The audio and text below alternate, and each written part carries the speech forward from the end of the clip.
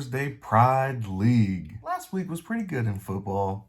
Pretty decent in fantasy too. With my Texans on a bye, let's hope to continue to keep the wheels moving forward fantasy-wise. As we embark on the halfway point of the regular season, let's go ahead and take a look at the standings, shall we?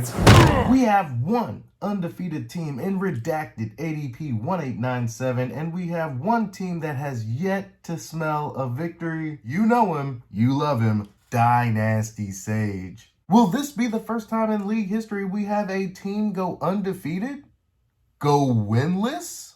There seems to be a pretty solid bifurcation between the top 7 and the bottom 7, but this is the nitty-gritty part of the season. We got bye weeks, injuries all over the place. This is where your fantasy management skills come to shine. Anything can happen. Even Dynasty Sage, if he wins out, could very well be a playoff team. I mean, the percentage is small, but it's a possibility. And the likewise is true. Should redacted ADP 1897 go on a terrible snide and lose the rest of his games in the regular season, there's a pretty good chance that guy misses the playoffs. But again, those odds are very, very small. Enough of that, let's see how week 6 panned out. First up, we had disabled vigilantes going head-to-head with Griffey Cakes, and I picked myself, and I won. Another tick mark in the win column for both my team and my picks. Well, you can't win them all, and I'm about to stop doubting the reigning champion. Classy Strippers going up against West Coast Giants. And the champ will not go the way of Griffey Cakes last year. He plans to be relevant. He plans to be a playoff team. Classy Strippers with the win. And the upset, if I might add. Next, we have Dynasty Sage going up against the boss. And this was an easy, much-needed win for the boss. Unfortunately, Dynasty Sage will not get a tick in the win column this week, as I predicted. Next, we had a close game between Hollywood Cole Brothers against Dunder Mifflin and the boys in Scranton getting scrappy with it. 230 to 225 win. Next, we had our upset of the week game, and just as I predicted, Wubba Lubba Dub Dub is victorious over Stacking Yards and does so in grand fashion. Cooper Kupp, Travis Kelce, things got dirty in this matchup, with Wubba Lubba Dub Dub almost topping Stacking Yards by 100 points. Your boy is on fire with those picks. Next up, we had an undefeated team going up against one of those toilet bowl squads.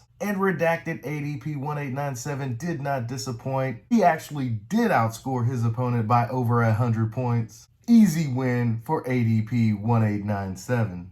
And last but not least, we had our game of the week. Agent Smith going head-to-head with Chicago Chalupas. And you're gonna win when you outscore your opponent on offense and defense. And that's not my opinion, folks. That's a fact. I was 6-1 this week, and I haven't been doing too bad all year. Current pick'em record is 29-13. Much, much better than last year. You know who else is doing much, much better? It's Wubba Lubba Dub Dub, scoring 303 points. Wubba Lubba Dub Dub is our fantasy stud this week. This is the same team that was fantasy dud for 2 weeks running. Well, if Wubba Lubba Dub Dub is the stud, who's the dud? That's none other than Dynasty Sage. It's been 6 weeks, folks, and we've only had 3 duds. 4 studs. And only one team has been both stud and dud. Dynasty Sage is your dud this week, and Wubba Lubba Dub Dub is your stud this week. Who will hold these honors in week 7? Your guess is as good as mine.